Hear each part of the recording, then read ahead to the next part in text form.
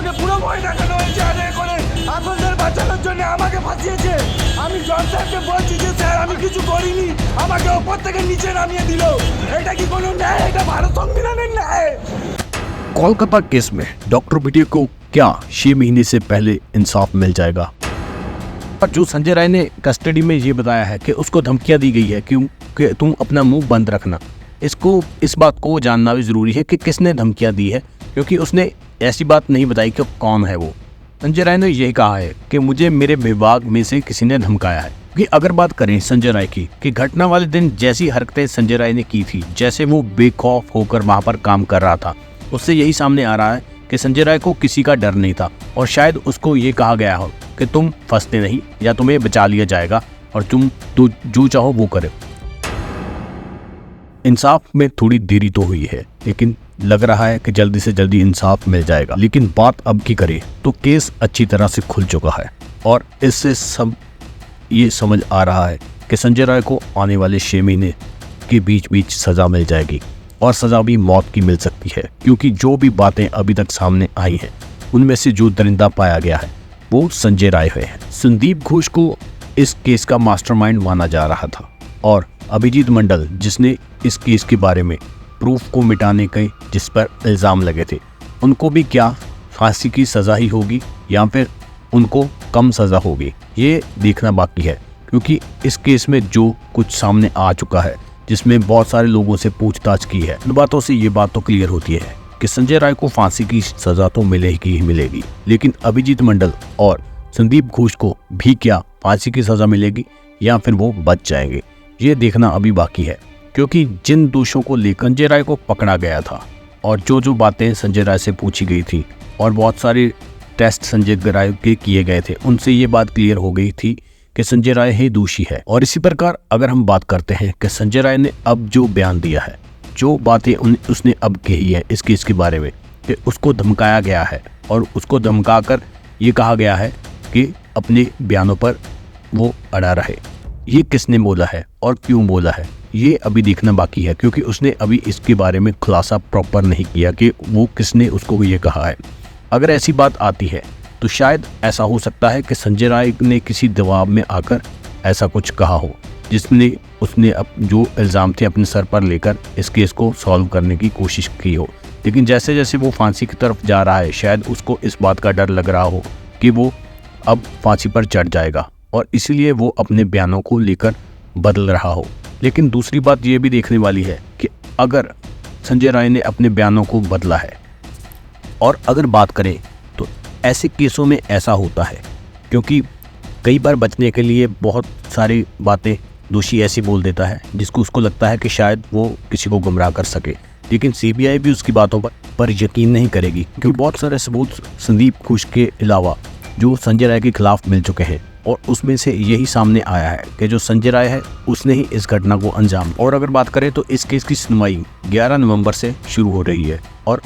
Daily basis पर इसकी सुनवाई होगी। फास्ट ट्रैक कोर्ट में इसकी सुनवाई होने के कारण जल्दी से जल्दी रिजल्ट आने की बात है, क्योंकि इस केस के बारे में जिस प्रकार इसकी सुनवाई होगी उसके बाद रिजल्ट जल्दी आ सकता है और इस 6 महीने के अंदर संजय राय को फांसी की सज़ा मिल सकती है। ये कोर्ट के द्वारा सबूतों को देखते हुए फाइनल कर दिया जाएगा। और इस प्रकार अगर बात करें तो अब अगर सुनवाई डेली होगी तो जल्दी से जल्दी सबूत और सारा कुछ देखते हुए जो दोषी है उसको सज़ा जल्दी से जल्दी मिलने की आशंका है। क्योंकि जैसे इस केस को लेकर ममता बनर्जी का भी बयान आया था कि वह जल्दी से जल्दी दोषियों को सज़ा दिलाकर ही हटेंगे और डॉक्टर्स भी अपनी हड़ताल पर बैठे हुए थे। और इसी प्रकार अगर देखें तो सरकार का प्रेशर भी साथ में होने के कारण इस केस में जो सुनवाई डेली बेसिस पर होगी तो जल्दी से जल्दी दोषियों को सज़ा मिल सकती है। और इस केस के जो दोषी है, जिसको जैसे संजय राय को दोषी माना गया है, उसको 6 महीने के अंदर फांसी की सज़ा हो सकती है। प्रकार अगर बात करें तो 10 दिन के अंदर अगर फास्ट ट्रैक कोर्ट फैसला सुना देती है तो दोषियों को जल्दी से जल्दी सज़ा मिलने की आशंका है और जल्दी से जल्दी दोषी फांसी तक पहुंच सकते हैं। क्योंकि अगर बात करें फास्ट ट्रैक कोर्ट की, अगर फास्ट ट्रैक कोर्ट अपना फैसला सुना देती है तो अगर सुप्रीम कोर्ट में भी दोषी जाते हैं तो 2 महीने के अंदर अगर सुप्रीम कोर्ट का भी फैसला आ जाता है तो इससे अनुमान लगाया जा सकता है कि 6 महीने के अंदर अंदर दोषियों को सज़ा मिल जाएगी। क्योंकि अभी तक अगर बात करें तो 3 महीने इस केस को हुए हो चले हैं और इस केस में जो सबूत और जो भी चीज़ें निकल कर सामने आई हैं उनको देखते हुए जो फास्ट ट्रैक कोर्ट है वो अपना फैसला सुनाएगी। और उसके बाद अगर सुप्रीम कोर्टों में जैसे कि केसों की भरमार होती है, अगर हम बात करें तो 2 महीने में भी अगर सुप्रीम कोर्ट इस फैसले पर अपनी सुनवाई रख देती है, अपना फैसला सुना देती है, तो दोषियों को उतनी जल्दी ही सज़ा मिल सकती है।